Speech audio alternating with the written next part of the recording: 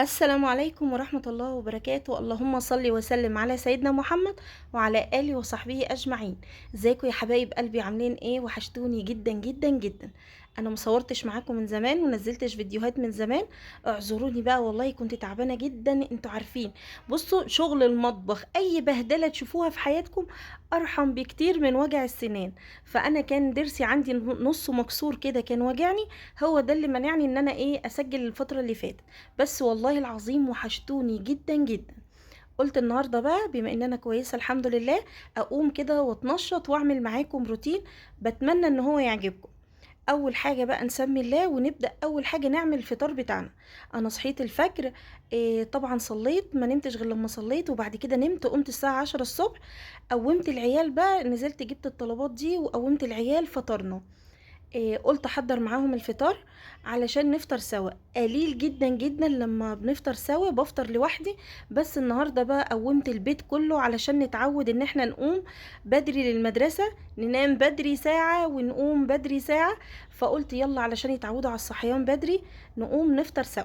لو انتي متابعاني بقى يا ست البنات يا جميلة، انتي ما تنسيش اللايكات علشان الفيديو يترفع ويوصل لأكبر عدد من الناس، علشان نعوض بقى اليومين اللي فاتوا.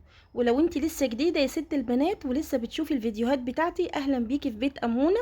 اضغطي على اشتراك وفعلي الجرس على الكل، علشان كل ما انزل فيديو يجيلك اشعار بيه، تلاقي جرس كده بيقولك أمونة نزلت فيديو اتفرجي عليه. وما تنسيش بقى بتحطي لي اللايك الجميل من ايديك الجميلة. يلا نسمي الله ونقول بسم الله ونبدأ الفيديو بتاعنا. اول حاجة زي ما قلت لكم، نزلنا بقى جبنا الفطار وصحيت الولاد. قلت النهاردة بقى نفطر كده كلنا سوا. عملت فول بقى اهوت جايباه جاهز، وجبت طعمية. جبت كمان شيبسي لان انا كانوا عايزين مش عايزين بطاطس، عايزين شيبسي، فقلت افطرهم على مزاجهم. وحطيت جبنة وحطيت كمان مربى، وقلت اعمل بقى كوبايتين الشاي اللي يعدلوا النافوخ كده قبل ما نقوم ونعمل كل اللي ورانا. قولولي بقى يا بنات، بدأتوا في تجهيز المدارس ولا لأ؟ وبتستفادوا من الفيديوهات اللي بنزلها عن المدارس ولا لأ الفترة دي؟ ان شاء الله تعدي علينا كلنا وتكون سنة سعيدة بإذن الله، اللهم امين يا رب. وعلى اولادنا يا رب ما يبقاش فيها اي ضغط. فبإذن الله هنعدي منها وهنعمل مع بعض حاجات بقى نجهزها للدراسة، وان شاء الله نشتغل بقى ونتنشط الفترة الجاية. قولولي بقى، عملتوا زي حالاتي ولا لأ؟ بدأتوا ان انتوا تظبطوا النوم؟ يعني احنا بدأنا بقى ننام ساعة بدري ونصحى ساعة بدري برضو علشان نظبط كده النوم بتاعنا. عرفوني برضو في الكومنتات واكتبولي عملتوا ايه. بدأتوا تجيبوا الكراريس، بدأتوا تجيبوا الكشاكيل؟ انا لسه ما جبتش الحاجات دي خالص، لسه مأجلاها شوية. يعني في حدود ان شاء الله ما يعديش الاسبوع ده غير لما انزل اجيب كل الطلبات. او طبعا انتوا عارفين كل اللي بتقبض اول الشهر بتبقى راكنه لاول الشهر. فاحنا بنجهز كل حاجه، بنجهز البيت، بنجهز كل حاجه علشان لما نيجي بقى نجيب الطلبات يبقى ما وراناش اي حاجه.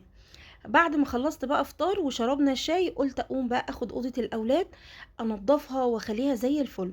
شايفين انا جبت بقى الجزامه دي، انا كنت حاطه كرتونه كده وحاطه فيها كل الجزم بتاعه الاولاد، يعزكم الله. فقلت لا، قومي بقى نضفي الدنيا برضو وروقي الدنيا عشان تبقى كل حاجه قدام الاولاد جاهزه. يعني يجوا من بره يحطوا الشوزات بتاعتهم في البلكونه كده، ما يحطوش في قلب الصاله ولا يحطوا كمان يحطوا بره هنا ولا هنا. لا، يبقى كل حاجة ليها مكانها وليها نظامها. فجبت الجزامة دي، هي جزامة بلاستيك، هي تقريبا 3 ادوار. حطيت فيهم بقى كل حاجاتهم، كل الجزم بتاعتهم، حطيت كل الشوزات بتاعتهم كلها اللي بيلبسوها. فدي اوفر واسهل، وخليت لي كمان الشكل حلو قوي. يعني الشكل كمان بقى اشيك كده وشكله احلى. والبلكونه بقت مترتبه عن الاول بكتير وبقى فيها مساحه كبيره. يعني برضو الكراتين اللي انا كنت حطاها كانت عامله كركبه وكانت واخده من المساحه، فكده هي وفرت لي برضو من المساحه. مسكت بقى الباب، اخدت كله بميه بخل بشويه كلوركس الوان، ومسكته بقى دعكته كله، مسحته خليته زي الفل ما فيهوش اي حاجه. الاول عملته بالفرشه، نزلت منه كل الاتربه، وكمان بقى بالحته دي اللي معايا الفوطه دي خليته زي الفل، لمعته من فوق ومن تحت، اي طرطشه بقى اي حاجه خليته بيبرق. وزي ما انتوا شايفين الجزامه شكلها حلو بقى كده ومرتب، والبلكونه كمان بقت مترتبه. دخلنا بقى خلصنا الباب، ونيجي بقى ايه الكتبات دي انا كنت حطاها، لان احنا ايه بنذاكر مع بعض في الاوضه دي، هي قعدتنا اصلا كلها في الاوضه دي. فحاولت بقى ان انا ايه احط بقى الكتب، قلت عايزه اظبط الكتب الجديده كلها لوحدها، والكتب اللي انا بستخدمها لوحدها. يعني في كتب مثلا رسم زي ما انتم شايفين كده، لسما سليم بيحب يرسم، وبرده سجا بيحبوا يلونوا، فانا جايبه لهم الكتب دي للالوان. وعشان سما كمان دي هتتعود على القلم، هي عندها داخله على ال4 سنين، فلسه ما مسكتش القلم، فقلت لا ايديها بقى تتعود في الالوان كده انها تلون وتمسك على مسكه القلم، علشان ابدا معاها باذن الله هي كمان بالراحه كده واحده واحده. كمان الكتب، فيه كتب تأسيس، لان انا لسه شغالة برضو معاهم تأسيس. ساجة لسه رايحة سنة اولى، وسليم برضو ضعيف شوية، فقلت لا باخدهم كل يوم كده شوية من الجديد وشوية تأسيس كده قراية والحاجات دي. ففي كتب معينة بتبقى حلوة قوي زي الابرار، وفي حاجات كتيرة قوي علشان ما اقولش اسماء، فهي في كتب حلوة قوي. في كتاب اللي هو بالطريقة البغدادية، ده جميل برضو في التأسيس والحاجات دي، انا بستخدمهم للاولاد. هنعمل ايه بقى؟ يعني قلت بدل ما اسيب الاولاد على الدراسة ويتلخموا في المناهج الصعبة الجديدة كلها، فلا انا اساعد معاهم. كل يوم نقعد بقى نقرا شوية، كل يوم نقعد نتملى شوية، علشان اقوي عندهم الكتابة والقراية. لان انا عندي برضو سليم، يعني هو متأخر شوية، عنده صعوبة تعلم، فده مدوخني في الدروس، مدوخني في اي حاجة، فده عايز يعني يتعلم بطريقة بالراحة ويحب التعليم. لان هو لما ما بيحبش خلاص بقى بتقفل معاه، خلاص بيكره يذاكر وبيكره يعمل اي حاجة. فانتوا قولولي برضو لو عندكم حد واجهتوا الموقف ده، عرفوني انتوا عملتوا معاه ايه. انا وديته برضو اللي هو مركز متخصص اللي هو يعالج صعوبات التعلم وكده، بس حسيت ان هو يعني كلهم بيقولوا لي لا ده هو كويس وهو شاطر وكده. فناويه بقى باذن الله اوديه عند دكتور مثلا يديله شويه فيتامينات، شويه اوميجا 3، اي حاجه تظبط الدنيا عنده، بحيث ان هو ده رايح تالتة، فما ينفعش ان هو يبقى متاخر، المناهج صعبه جدا. فكله على الله باذن الله.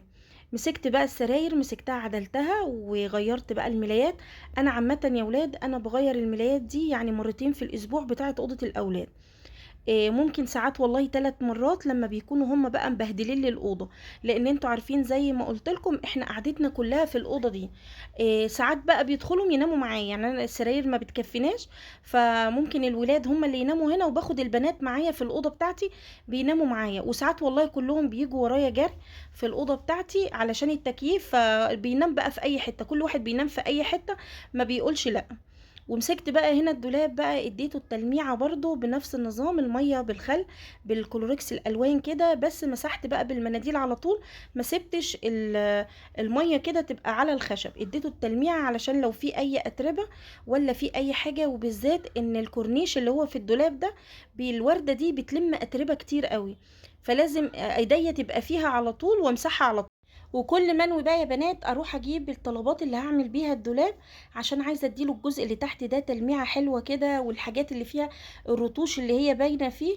والله العظيم ينسى يحصل لي مثلا مشوار كده ابقى متسربعه ليه، ما اجيبش اي حاجه، يا اما اروح اجيب ابص الاقيهم معقدين لي الدنيا ويقولوا لي ما عنديش، روحي لمحل فلان كذا، روحي لكذا، وانا ببقى مستعجله، انا ببقى نازله في الدروس، فبقول ايه خليها بكره خليها بعده. فربنا يسهل ان شاء الله، الواحد بس ايه يلاقي وقت زيادة وان شاء الله نعمله مع بعض. اكتر الناس بتحب تريح دماغها، يعني بيعقدوا لي الدنيا، يعني اذا عايزين يقولوا لي وديه لواحد يعمله لك وما تتعبيش نفسك. فهو يعني ايه، انا ممكن اوديه لواحد، بس انا شايفه ان هو مستاهلش. يعني انا كل الحكايه عايزه اعمل اوضه اطفال جديده، الاوضه دي يعني مبهدله عشان هي جاهزه، فبتبهدلني شويه شويه كده. فقلت لا اعملي واحده بقى مثلا انت تعمليها تكون خشب بقى تقيل عند واحد نجار كويس، لان الولاد بيكبروا وكمان بيبقوا عايزين حاجه بقى تبقى كويسه، وانا مش هرميهم عامه برضو. يعني انا عايزه اعمل الاوضه التانية، احاول ان انا احط سرير برضو في الاوضه التانية يبقى للصبيان، الاوضه دي للبنات، افرق بينهم كده. فقلت لما باباهم بس يبقى يجي اعمل الخطوه دي، خلينا ماشيين زي ما احنا دلوقتي، الصبيان بتنام في الاوضه دي والبنات بتنام معايا هناك. وفي الشتاء برضو هنمشي كده، لما والدهم يجي باذن الله نشوف بقى الحكايه دي، ان احنا ايه نحاول نفصلهم كده عن بعض.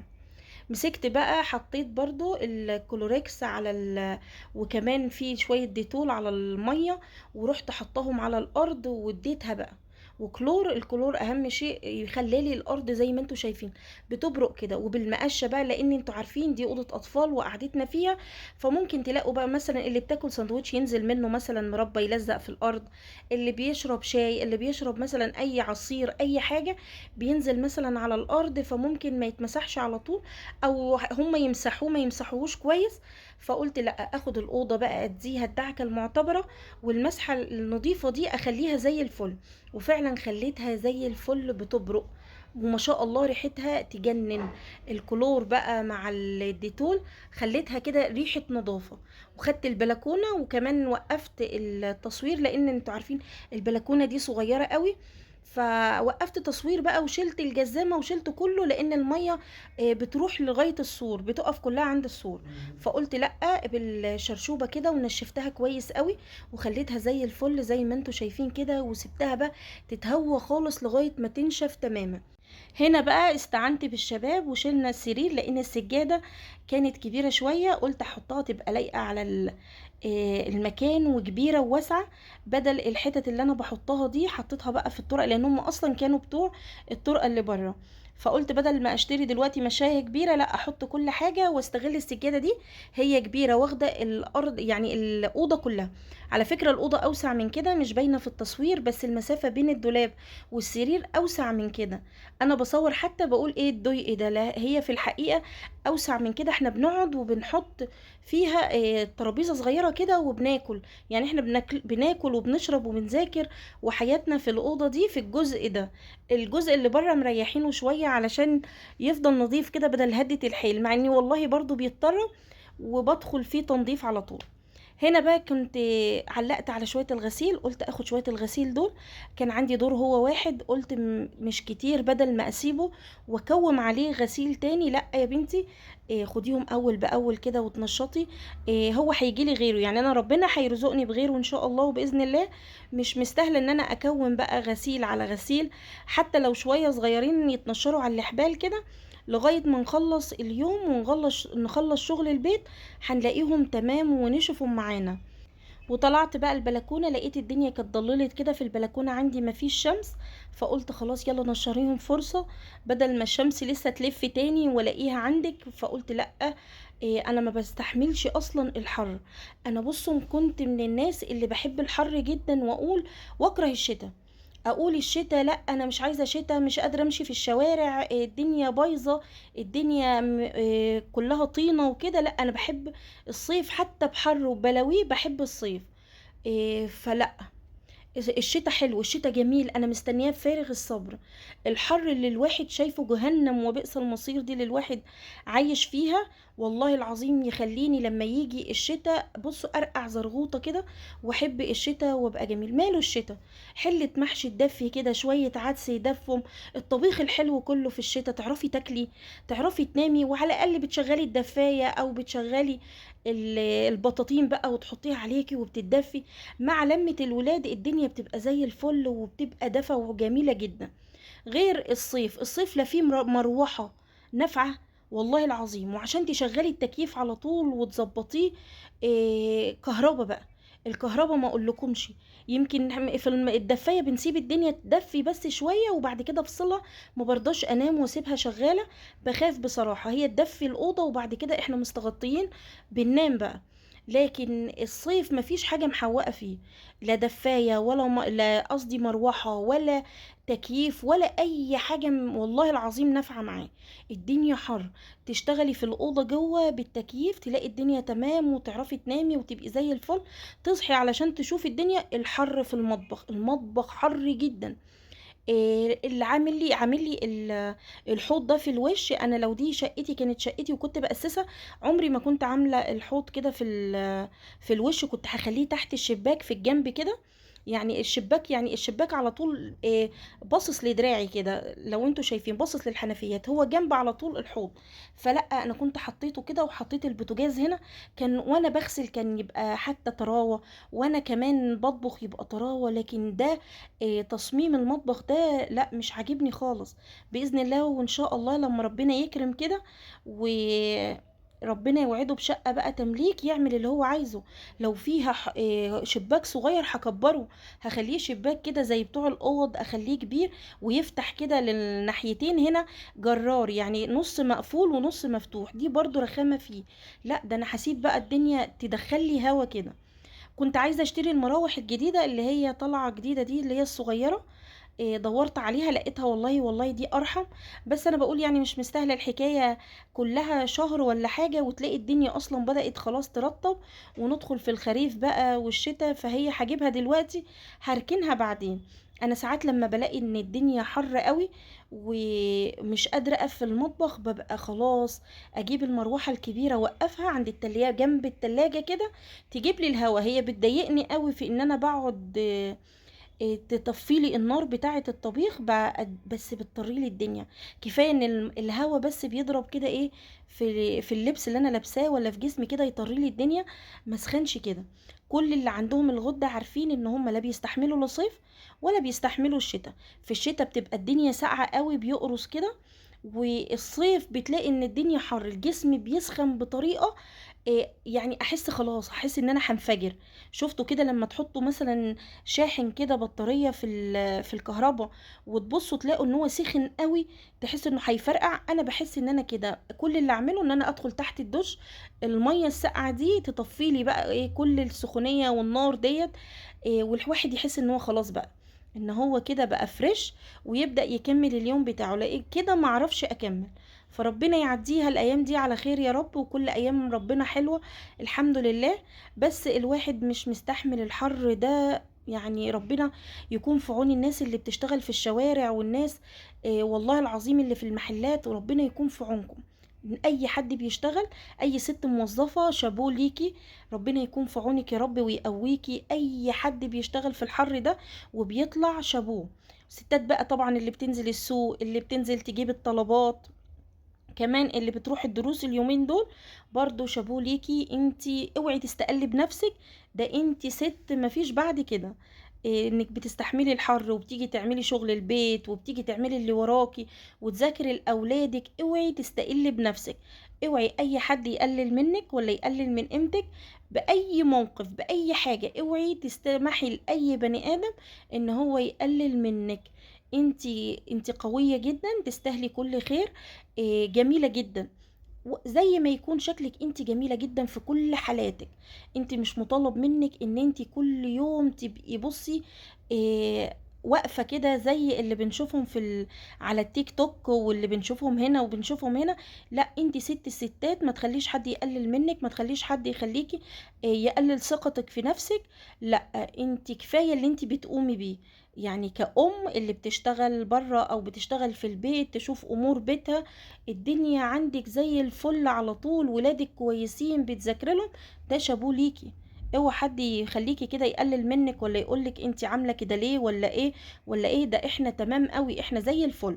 بس ده ما يمنعش برضو يا ست البنات ان انت تاخدي برضو بالك من نفسك، تعملي وقت لنفسك ليكي انت، مش لحد. يعني انا دايما اقول ان انت بتعملي ليكي انت، بتعملي لاي حد والله ما هيرضيه اي حاجه. يعني لو انت بتعملي للراجل، الراجل برضو مش هيرضيه مهما تعملي له.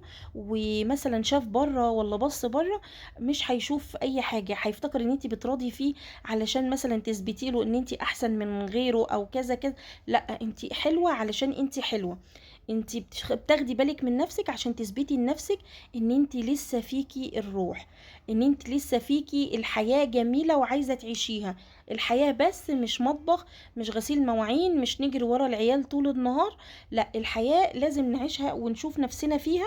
تشوفي انت بتحبي ايه واعمليه، اكله بتحبيها اعمليها ما فيهاش اي حاجه، تحسي كده وانت بتاكليها بالرضا كده ان انت عملتي حاجه بتحبيها. مشروب بتحبي تعمليه اعمليه حاجه حلوه كافئي نفسك كده. يعني بعد اخر يوم كده تعب، وبعد اخر يوم مرمطه كده مع العيال ومع البيت وفي الدروس وفي الدنيا دي كلها، اوعي تتهدي كده وتنامي زي ما انت. لا ده انت تقومي تعملي لك روتين كده حلو، حتى لو نص ساعة. تاخدي دش، كفايه انك تاخدي دش بس كده قبل ما تنامي، تسرحي شعرك، تحطي برفان، تبقي قاعده كده، تبقي نظيفه وحلوه وريحتك حلوه. دي اقل حاجه تكافئي نفسك بيها بعد يوم طويل وبعد يوم كده كله شقة. خلصنا بقى المواعين بتاعتنا ونيجي على البوتاجاز. قلت اخد البوتاجاز يعني حالته مش وحشه، لان انا كمان كنت الفتره اللي فاتت برضو تعبانه، ما بطبخش قد كده. فقلت حالته مش وحشه يعني. انا ما غسلتوش والله من اخر مره كنا بنعمل مع بعض الروتين، والله ما غسلته وهو زي الفل. بس انا برضو بحب يعني ايه زياده تاكيد كده. انا بحمر بطاطس، بحمر بتنجان مثلا، بحمر اي حاجه، بعمل عليه اي حاجه. حتى لو بعمل الشاي ممكن يقع شويه طرطشه زيت، لا ما يمنعش ان احنا ناخده. كفايه ان هو بس ممكن يتطرب بس كده يعني. انا ممكن ما اعملش عليه اي حاجه ابص الاقيه متطرب، فناخده برضو كده وش نظافه، نخليه زي الفل. والست بقى اللي اتعودت على ان هي تنظف بيتها على طول، ايديها على طول في تنظيف بيتها، في ما تحبش تشوف اي حاجه قدامها وحشه. بصراحة أنا بحس يعني إيه، أنا ساعات بلاقي ناس عايشين كده في كركبة وبهدلة والدنيا حواليهم، وقاعدين ومكملين وماسكين التليفونات وده كله. طب انت مستنية ايه يعني؟ انت مستنية ايه؟ الدنيا لما تكركب قدامك كده والدنيا تبقى متبهدله، هتعملي ايه يعني؟ يومك مثلا هتمشيه ازاي؟